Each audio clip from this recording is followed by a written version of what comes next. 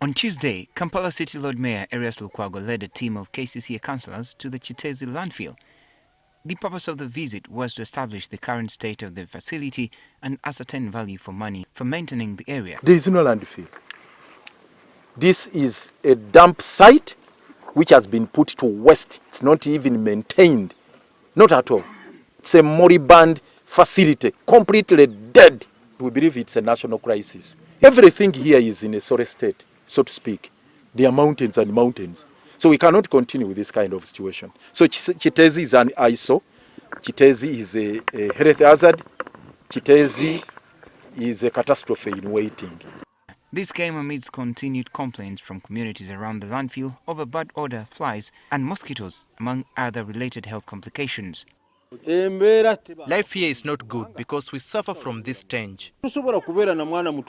It is impossible to keep a young child healthy in this environment. Actually, every day when it comes to evening, it stinks, too smelly, whereby you have to experience that kind of stomach ache. When it rains, then water comes out of it. It's so stinking also. The only thing KCCA fulfills is to dump garbage here. I wish they could consider us and give us what we ask for. I know of 10 people who were working in the landfill who died of tetanus. The landfill, gazetted in 1996, measuring 36 acres, receives over 1,200 tons of waste on a daily basis, according to KCCA. Speaking to NTV, the Kampala Capital City Authority's Deputy Executive Director, Engineer David Liimbazi, acknowledged the current solid waste management challenges, sharing the direction that the authority is taking. We are interacting with the private investors who can come and set up factories that can process waste, both organic and inorganic waste. Instead of waste being dumped in Kiteezi and no value is derived out of it, we want to see that waste is reprocessed so that we reuse the waste. We reuse, we reduce and minimize waste. He further reveals that the authority has found a potential investor in the same line. We do have an investor from India with whom we've signed off an MOU, Memorandum of Understanding.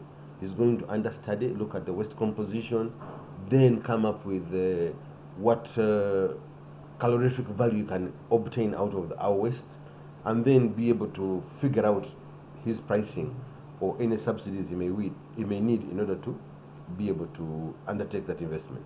So the MOU is in place already. For the establishment of the factory, we're looking at about 1 to 1.5 years. Engineer Liimbazi explains what will happen to Kiteezi landfill after decommissioning in the next 2 years. We want to entomb that waste so that the stench and everything that is emitted is reduced or minimized or even stopped altogether. Then we do gas extraction, methane extraction from that waste dump. Again, as a way of trying to redeem value from an otherwise lost cause. We are on a race to try and decommission Kiteezi so that we can be able to prevent the continuous contamination, poor environmental standards in that area and location. We're looking at about 2 years. 2 years. 2 years is about the period that we think all that will be done and we decommission that landfill. The authority secured 136 acres of land in Dundu Mukono district for establishment of a modern waste treatment and disposal plant, but this is yet to be developed. Benjamin Jumbe, NTV Weekend Edition.